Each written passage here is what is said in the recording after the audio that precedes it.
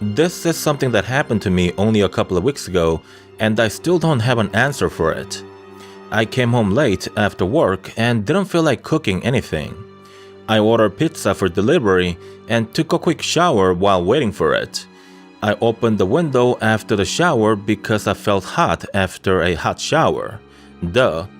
The wind coming in was cool, but not cold per se to feel uncomfortable. I was watching some stuff on YouTube when the bell rang and I ran to the door. I was hungry and ready to gobble up that fatty slab of flour and cheap sausage. I opened the door and to my surprise, it's snowing outside. Weird because the weather forecast didn't mention any snow and it was too warm for it anyways. In any event, I had already tipped the delivery man during the online checkout, and so I said thank you and was about to shut the door when the man says, "I'm sorry, but are you not gonna tip me even $1?" I smiled and said, "I've already tipped during the online checkout. Please check with your store manager and get your money. Thank you." Then I shut the door on his face. I know, it's kind of rude, but I was ticked off at his attitude. I put the pizza box on the coffee table in my living room, then went into the kitchen to grab a cup for the Coke. When I returned, the pizza box was gone. I looked around, but nothing. I got scared a little, thinking that maybe the delivery man got pissed off, got inside my house, and took the pizza back. But then the door was still securely locked. I was circling around the living room in my desperate search for the pizza, and that's when I saw the window. It wasn't snowing outside. I ran to the door, opened it, and holy crap, there's not even a sign of snowflakes. I'm just standing there wondering to myself what the hell was happening when a car with the pizza store logo stops in front of my house. A man walks toward me with a smile, says hello, then hands me a box of pizza. I say thank you with a dumbfounded look on my face. The man says you're welcome and leaves right after. So what happened to the pizza that was delivered initially? I don't know. Where's the snow? I don't know. I could only tell you what happened and what I felt as they happened. Make what you will of the story, but all I can tell you is that it was the damnedest thing that I've ever experienced.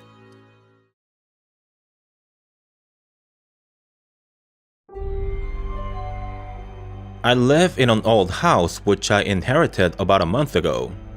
It's a property that's been passed down in the family for generations, and I was grateful to get it mainly due to the value of the land that it stands on. I know I sound crass and ungrateful, but I'm just being honest here. I really didn't want to live in this house, but I had to because I planned to renovate it myself and sell it to the highest bidder.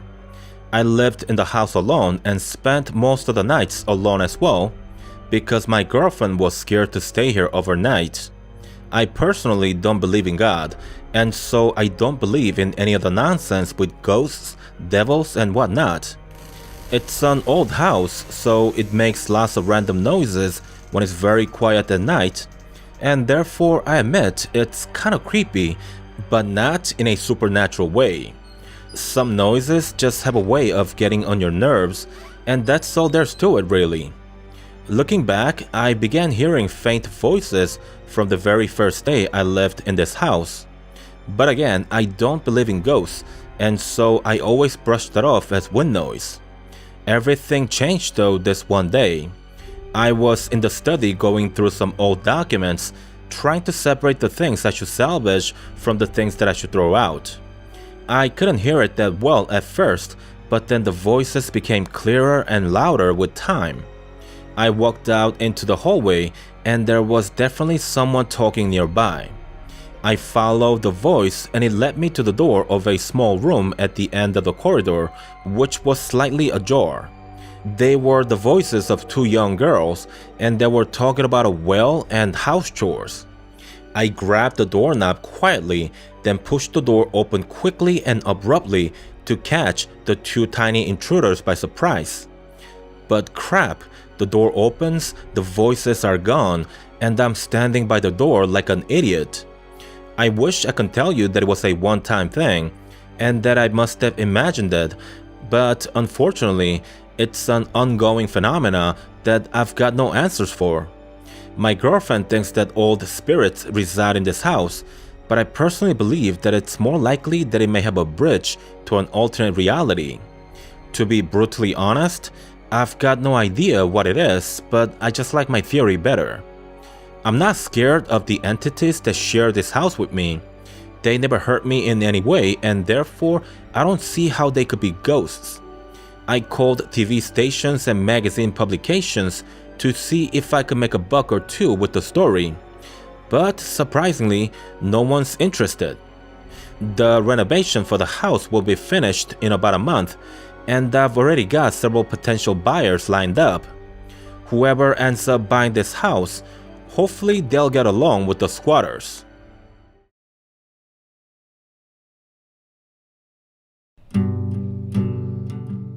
In the summer of 2001, I was 9 years old and still living in a small town in Germany. Some people may find it boring, but I've always felt blessed to have grown up in a place far from the distraction of the big cities. People in our town were friendly, we cared for one another, and most of all, children could play outside without having to worry about the bad people. We had our PlayStation and Xbox, but nothing was more fun than all of our town's children getting together and playing games outdoors. We did a lot of things together, but playing hide and seek was definitely the most popular game of all. The time was about 8 in the evening. Many of our parents were outside talking to one another, and also watching over us since it was kinda late. Most of us would be home by this time, but it was during summer vacation and we were having so much fun that our parents were a lot more lenient than usual. It was my turn to be it. That's the seeker, by the way, if you've never played hide and seek. As I suspect many of the people who grew up from the year 2000 and up might be saying yes. But yeah, I was it, and so I turned around, closed my eyes, then slowly counted to 10. Some kids ran off screaming, and I was laughing out of excitement and trepidation. After counting to 5, things got very quiet, and I was itching to go for the hunt. 6, 7, 8, 9, and 10. I opened my eyes and turned around. There's nobody. There's actually nobody on the street, near the house, and even all the lights in the houses are turned off. The street lights are also off, but there's a soft glow of light coming from somewhere because I can definitely see things. It's not the moonlight, definitely not. Imagine you are inside a miniature town and someone's shining a dim light onto it. But the only thing is, I can't see the source of the light. I look around and call for my friends, but there's no answer and it's dead quiet. I run home, twist the doorknob, but it doesn't budge. It's not that it's locked, but rather the doorknob doesn't move at all, like it's been welded. I try to ring the bell, but it's the same story. I can't press on the button. I go back onto the street and walk around to find someone, anyone. I can't see a living soul, and so I walk up the block to my uncle's place, but notice things get darker the further I get from home. I walk another 20 meters, and it's already too dark to even see 5 feet ahead of me. I then hear a voice. It's like a person, but not exactly. It moans and breathes deeply, but I can't think of what can possibly sound like that. I go back home and head toward the backyard. There, I've got a little playhouse my dad had built for me for my 5th birthday. I twist the doorknob, praying to God for it to open, and it does. I go inside, close the door behind me, and sit in a corner, scared half to death. It's getting noticeably darker outside. The light shining through the tiny window gets dimmer by the minute, and eventually it's pitch black everywhere. I can't see a thing inside the playhouse now. But as my vision becomes useless, it feels like I can hear everything that's happening around me. I can hear my shoes drag on the floor as I gather myself. I can also hear myself breathe and even my heartbeat. But the downside of this sudden surge of oral perception is the crystal clear sound of the footsteps outside. I rest my head on my knees, cover my ears with my hands, and helplessly try to block out the world around me. I must have fallen asleep because morning did come after all. I get up, look outside the window, and all seems clear. The sliding door to the backyard is open. I get inside the house, but no one's home. I walk closer to the living room and could see a bunch of people talking outside. I open the front door, people gasp as if they've seen a ghost. Then I see Mom turn around with tears in her eyes. She lifts me up, hugs me, and cries profusely. Mom's touch was warm, her voice reassuring. I was finally back home. She didn't ask a single question until she took me back inside the house. I told her what happened and that I slept in the playhouse, but none of it made sense to her. She told me that all of the neighbors had searched the entire neighborhood and that I was nowhere to be found. They certainly haven't seen me in the playhouse, but she says she still believed me. I could sense Mom felt very uncomfortable about the whole situation. She was happy to have me back, but now that she could think more calmly and judiciously, she realized nothing about my disappearance made any sense. It's been close to 20 years now since the incident, but Mom still doesn't like talking about that night. I've never played hide and seek after that experience, and I think I feel conflicted when I have children of my own and if they want to play that game. Well, I guess we'll cross that bridge when we come to it. I don't know what happened to me that night, and all I've got is conjecture. It's just one of those things that happened to me as a child, and I try to blame it on my wild imaginations, although admittedly, I can't think of any reasonable explanation for it.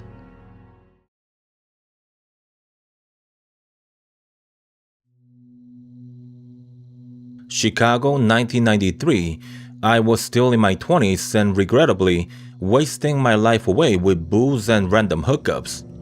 I had money, time, and youth. I remember feeling invincible at that age.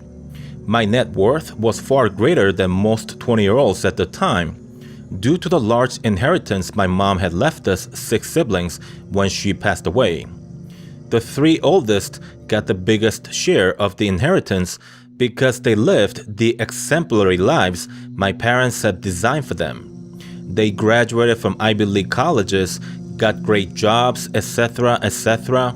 The rest of us mutts lived as irresponsibly as one could, and so we evenly split the comparably tiny inheritance. But, surprise, surprise, even that was quite the sum. Like any days in my 20s and teenage years for that matter, I was at a club this one night and got seriously wasted before the clock even hit 2 a.m. I think I was overly excited because I went there on the day of its grand opening. Brand new club, new girls, and you get my drift. But nonetheless, I was ready to go home and told my friends I was leaving early. I get up, and as I walk out of the club, one of the girls we were hanging out with jumps up from her chair, then wraps her arm around mine. She's definitely cute, so I don't mind that at all. We are outside of the club already by the time I realize I hadn't asked for a taxi to one of the servers. I tell her we should go back inside the club and request for a taxi. She's got a rather strange way of being agreeable because she sticks her tongue in my mouth, and I'm fairly confident I won't be needing that dental cleaning appointment next week. She's doing a fine job with the thorough cleaning. I backpedal to balance myself and she leads me toward the narrow space between the club building and the one to its right. She pushes me against the wall, but I fall on my ass because, as it turns out, I was actually pushed into a door and the damn thing was open. It's an empty room, and this woman who's on top of me right now looks like she ain't taking no for an answer. I wish I could recall some of the wild things she must have done to me, but the following morning, I could only remember walking out of the room at some point and nothing more. What's more, I was sleeping on the freaking sidewalk and people were walking past me, giving me strange looks. I got up, dusted off my clothes, and saw something that completely blew my mind. There's no building right next to the club entrance. I was so drunk that I didn't remember the club was actually a corner building. I woke up right beside the club, meaning that I must have been thinking that the sidewalk was a room. Even when I walked out of the room, I was just imagining there was a door and I was getting out. But that doesn't make any sense. My friends must have seen me when they left the club, but when I called them, they told me they didn't see anything near the club. They weren't as drunk as I was, so intoxication couldn't be the reason for not seeing me. And what about the girl? My friends saw me walking out with the girl, so what the hell happened to her? Did she have sex with me in the middle of the sidewalk and leave me afterward? I get that it was 2 a.m., but there are always people walking by on the street even at those hours. All I've got are questions and none that have been answered. What do you think? Is this a case of one too many drinks, or do you think I somehow ended up in a different space or reality?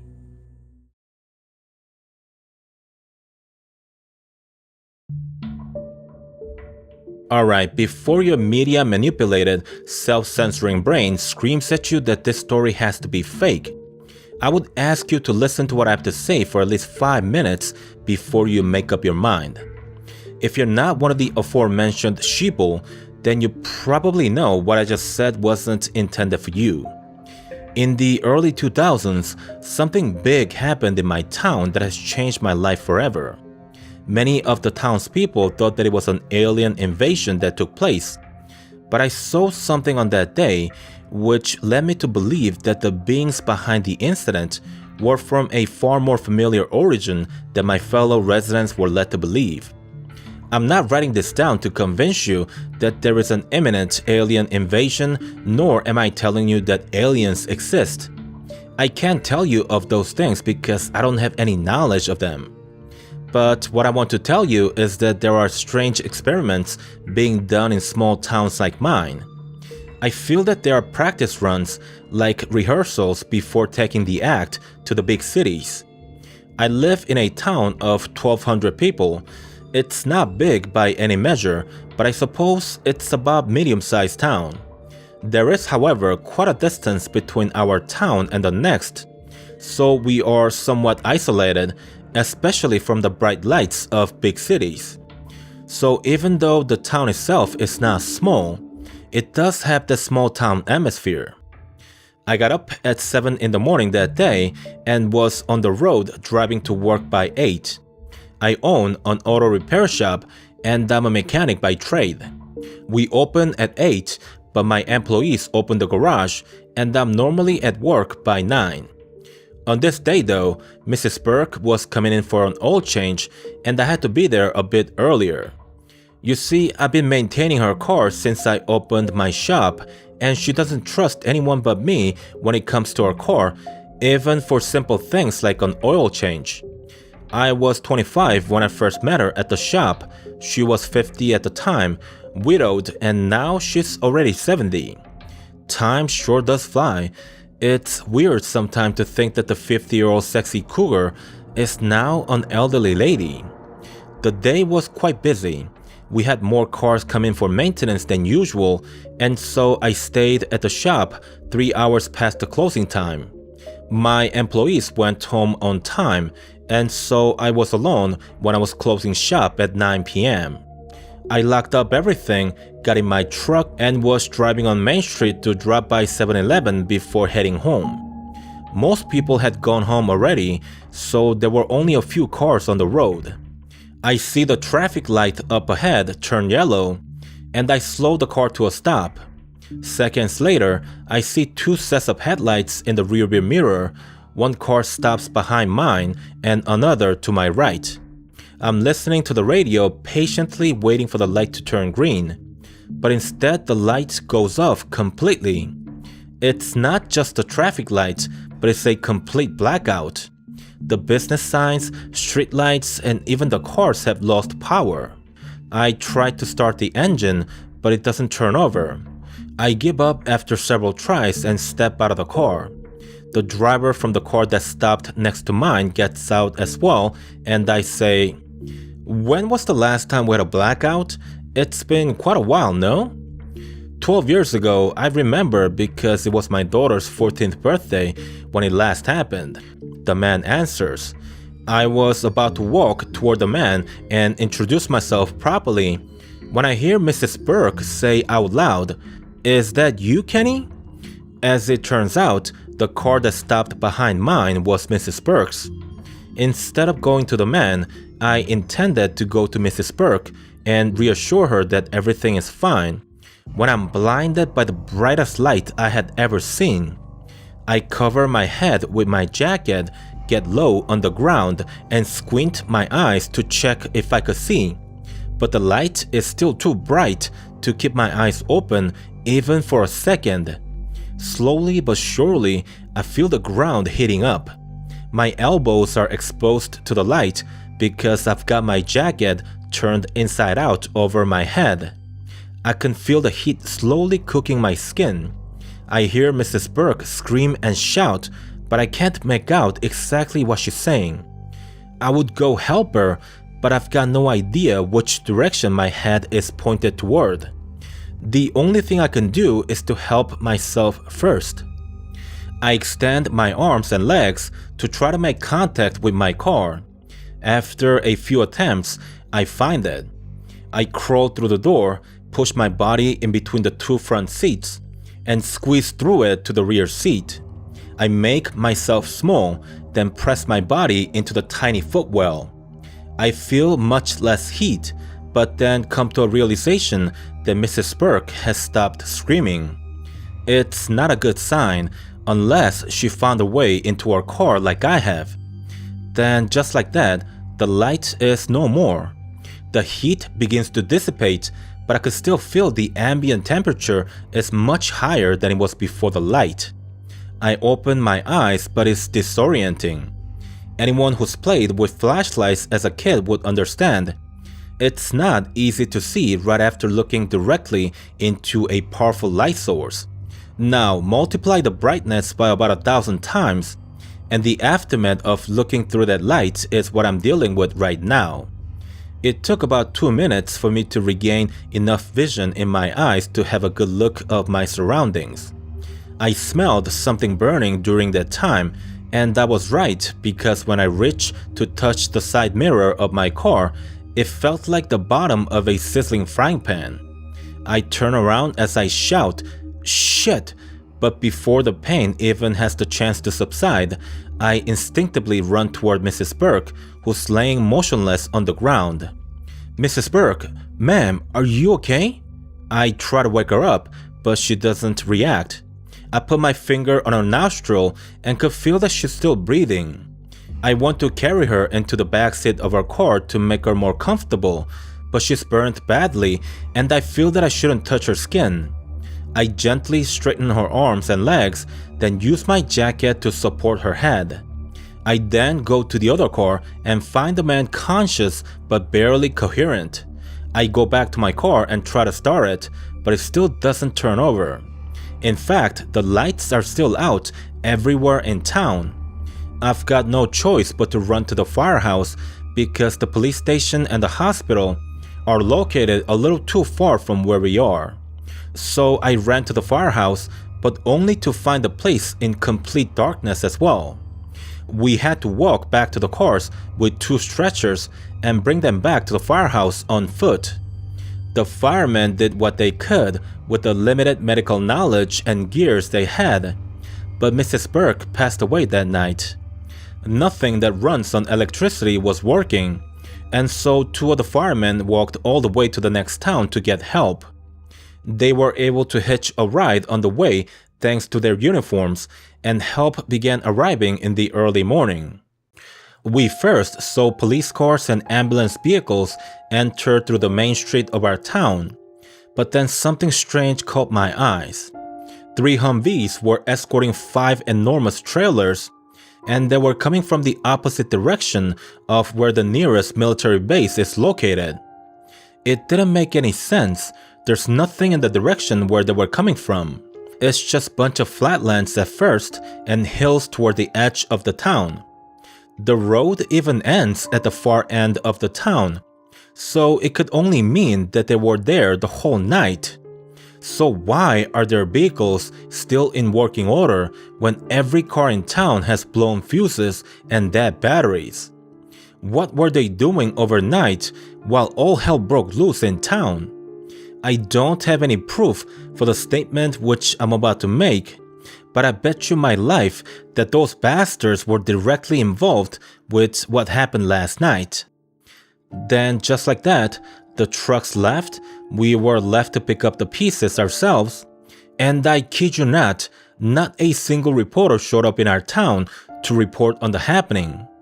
The official explanation of the incident was brushed off as a meteor strike. They said it exploded in the sky before making impact with the ground, and that's why the sky lit up brightly. I call bullshit. A meteor that could light up the sky that brightly for 5 minutes? I didn't go to college and barely graduated high school, but I ain't that dumb to buy into such fallacy. That was no meteor strike. I studied similar cases across America, and it looks like what happened in our town wasn't an isolated incident. I can't say that I know what they're trying to achieve, but I know they're testing something, and I can tell you for sure it ain't for the good of mankind. I'm done researching this crap any further, since I know it's unlikely that a lowly mechanic like myself will be able to find anything of significance. But I thought I'd share this, at least let others know what's happening. Be safe, everyone, and may God be with all of us.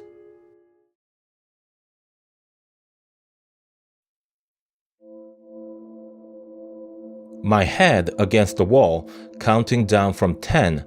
I can hear my friends running into distance when something goes plop. A subsequent scream follows and I turn around to see what the hell's going on. 6-year-old Maria screams for her life as a grown man sits on top of her and punches the living lights out of her tiny, frail body. I see some kids running into their homes and some obliviously running into the distance to find the perfect spot to hide. The 8-year-old me is scared and unable to do anything. I can't run, can't scream, and I just stand there staring in shock. I see a tiny glimmer of hope when Carol's mom runs out of her house holding a broom in her hand. She jumps into action and starts hitting the man, but I can see she isn't able to hit at full strength, worried that she might hit Maria. The man doesn't let up, although he's clearly distracted from punching, as he turns around a bit to try to grab the broom. Carol's mom changes her tactic and tries to stab the man with the end of the broom like a medieval soldier would with a lance, but it isn't enough to stop him completely. That's when Maria's mom runs out of her garage with a shovel in her hands. She gets to the man so fast that it seems like she teleported herself there. She lifts the shovel up high, the man doesn't see it coming, and the shovel hits him on the head with a loud clang. The man crawls to his right, but Maria's mom is right there with him as she smashes his head with the shovel once more. The man lays on the ground, then it seems like he's out completely, but Maria's mom makes sure he's out for good. She strikes him again, and this time I can definitely see blood running down his neck. Maria's mom drops the shovel, picks up Maria, then runs away from the man. I'm still standing all on my own, but not for long because Carol's mom holds my hand and takes me with her. I watch the man through the window inside the house of Carol. Then a couple of minutes later, I see two familiar faces close in on the man. They were the Bradley twins coming to secure the man. The twins were high school seniors and both were in the wrestling team. Not a great day for the child beater. The police and an ambulance arrived about 10 minutes later. The first ambulance took Maria and her mom to the hospital, and the second one that arrived a few minutes thereafter drove the man in handcuffs to the hospital. I found out when I got older that the man was a homeless dude who's had a rich history of violent priors. Maria just happened to be in the wrong place and at the wrong time. Even today as an adult, I find that extremely terrifying how a mundane situation can turn so ugly so fast.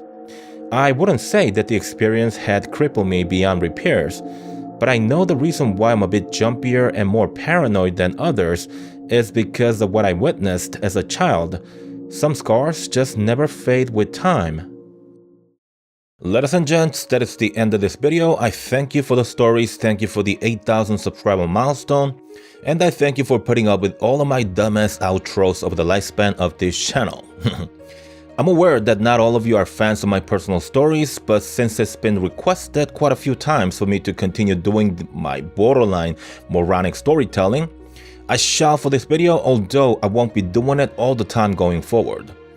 Okay, so this story takes me back to my college years, and at the time, I was going out with this spoiled girl from a really well-to-do family. She attended Parsons University in Manhattan and had her own apartment in the city. The rent at the time, even for a studio in that area, was something along the line of $2,000 to $3,000 depending on the exact area and of course the reputation of the apartment complex. I lived in the city after graduating college, but at the time I was still attending St. John's University, and so I had to commute from her place to school every day. For an hour and 20 minutes on the train, then the bus transfer. Yeah, I guess I forgot to mention I basically lived at her place for the duration of our relationship. So anyway, I believe it was a Friday and I was coming home late because that evening I had dinner with my mom. I walked into the subway and I think the time was close to 11 p.m. The train comes, I get in the car and it smelled foul. Oh, quick warning, if you are eating or easily grossed out, then stop the video right here.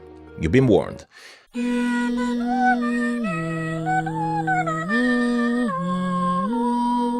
But yeah, I looked around and and there was shit on the floor.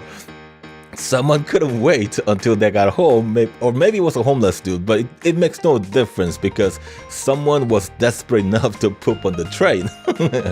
I mean, picture that shit, no pun intended. You're on the train holding in your shit to the best that you can, but at some point it begins to squeeze out through the tight muscle of your anus. And the anus that you clenched so hard, you say, fuck it, slide your pants down and just let it go. Or more like let it flow. I jumped out of the car and ran straight to the next one. But I remember laughing my ass off, imagining how the shit went down. Again, no pun intended. The reason why I found this so funny, well, it's because I've experienced something similar. Holy crap, I'm revealing too much. I didn't shit on a train, but I once got stuck on the highway because of an accident up ahead. I had to go, and let's just say that my pants got a little, wet. The good thing was that the car was a junk, but the bad thing was that I had no money to buy a brand new seat because there was no way that the stink was coming off without replacing the entire chair. I remember my girlfriend at the time complaining about the stink, and I just lied to her that I stepped on some dog poop and smeared it on some carpet. She sprayed her Chanel No. 5 perfume inside the car, and it smelled like, shit perfume. But talking about shit, I'll tell you about the most ridiculous shit that happened this one time. You see, I used to have this friend who had a nasty habit of farting in his hand and putting it over his girlfriend's mouth. But yeah, we're at my rich and spoiled girlfriend's apartment playing video games, all of us together, the four of us. My buddy, his girlfriend, my girlfriend, and me. My buddy, by the way, his name is Hans. Well, Hans looks at me with his evil eyes, and I know exactly what he's up to. He gathers his hand to form a scoop. The scoop goes into the rear of his pants. He farts, gets his head down, and puts it over his girlfriend's mouth. But the only thing is, a little bit of shit came out together.